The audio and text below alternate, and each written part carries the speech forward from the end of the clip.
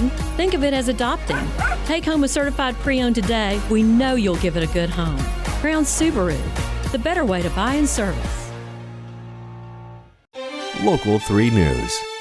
More local stories. Are you enjoying your fill of pumpkins right now? Between pumpkin lattes and candles and pumpkins on your front porch, it's such a fun season, and there's one more way to get in that pumpkin fix galore, and that's by heading up to Dollywood as they're in the midst of their Harvest Festival. Jen Webb is here, even has, I think, oh no, I thought for a minute you had on a pumpkin. No, it's a butterfly. We're very butterfly, but I think there might be some little pumpkins in here. I think that's a pumpkin. It's a Harvest Festival sweatshirt, right. So I'm going to go with that. So it is the Harvest Festival, but pumpkins are a big part of that. Are y'all doing the lit pumpkins?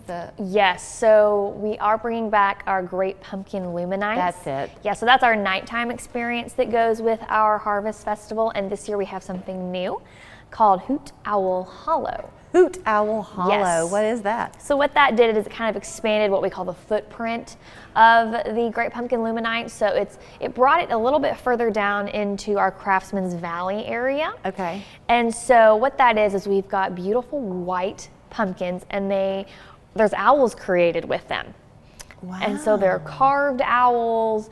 We've got a big 14-foot owl that goes with it. We got a new character called Ollie the Owl. So it's really fun and really cute. So do y'all just begin setting up the team that does this as one season ends, the next season's beginning to get set up, or I guess even mid-season for the next season? Yeah, so it depends on the festival. So this year was a little different. So we just finished filming a movie with Dolly. I don't know if you heard. Oh, that's right. Yes, and it's actually going to air on NBC a little bit later this year. It's a Christmas movie. So our special events team had a little bit different experience setting up this year. So they had to put a bunch of our Christmas decorations up in August. Our bells, our nativity scene, all of the 50s area. Yes, it was very odd for it to be so hot with all the Christmas decorations. So they had to put up all the Christmas decorations because the entire movie was filmed at Dollywood. And so then once we wrapped that, they take all the Christmas decorations down and then put all the pumpkin stuff up. And then as soon as this festival ends October 29th, they got to take all the pumpkins back down and put all the Christmas decorations back up. So when that was going on, the filming of the movie, was the park still up and open? It was. So how much fun was that for you and for the people visiting? They must have thought that was a They were so excited. So Dolly was at the park for a month. A lot of the filming days were on open days, and so our guests got a glimpse of Dolly multiple times. They got glimpses of Willie Nelson, Jimmy Fallon, Zach Williams. So it was a really exciting time. I bet no one took off a day of work that month. We did not. We had a lot of fun.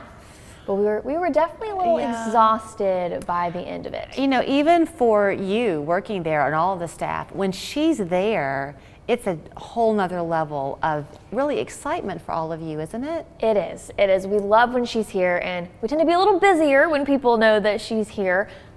We love being around her. We're so blessed to be able to be around her. And she just brings another energy to the park. Well, and I think it's important to remember that, from what I know anyway, yes, she's this massive worldwide star, but she did not forget her roots. She loves her hometown, and she's very much communicating with the crew at Dollywood to hear what's going to make the patrons the most happy. Absolutely. We don't do anything without Dolly's input. And so when she's here, I mean, our entertainers are in the movie, the string band's in the movie, some of those entertainers, we had a lot of extras. Our hosts are in the movie. We have a lot of season pass holders and different people that got to be in the movie. So she really wants to include, you know, the people that she loves and her people, as she calls them. So we're really blessed, and that's going to come out a little bit before Christmas, so keep an eye out for that, but it's going to air on NBC. So for the Harvest Festival, it just runs basically until Halloween weekend, right? Yes. Then it's time for Christmas? Yes, so this will run October 29th, I believe that's the Saturday. And so we've got everything back that you're used to this year. The pumpkin spider is back, all of our beautiful Great Pumpkin Luminites displays. And then during the day, we brought our colossal pumpkins back. I think we've got the biggest one we've ever had. It's almost 2,000 pounds. What? I want to say it's 1,912 pounds. Is that locally grown? Do you So know? they're grown kind of within the region. So southeast, maybe a little bit north of us. They're prize-winning pumpkins that these people spend a lot of time and energy on. Can you imagine if that thing fell? It would be really terrible. It would be really, really terrible. Yes, it would be really terrible. Season passes, are they only for sale at a certain window of the year or always? We are actually getting ready to do our 2023 season pass campaign. I believe if you have a season pass currently, you could kind of go ahead and pre-order those already. Okay. But if you don't have one, I believe that kickoff date is October 17th. So if you wanted to stick that in a stocking for somebody, Yes. you can do it. Perfect gift for Christmas. You mentioned too with the Harvest Festival something about like Artisan Alley or something like that. I mean, I can't remember what the phrase was. So we have Craftsman's Valley. That's it, Craftsman's Valley. Less than a minute left, but the artists that are there at Dollywood are so talented. Absolutely. So, you know, crafts are a huge part of, you know, the Appalachian culture. We have our own craftsmen all year round, but during this festival specifically, we bring in local artists that do all sorts of different things.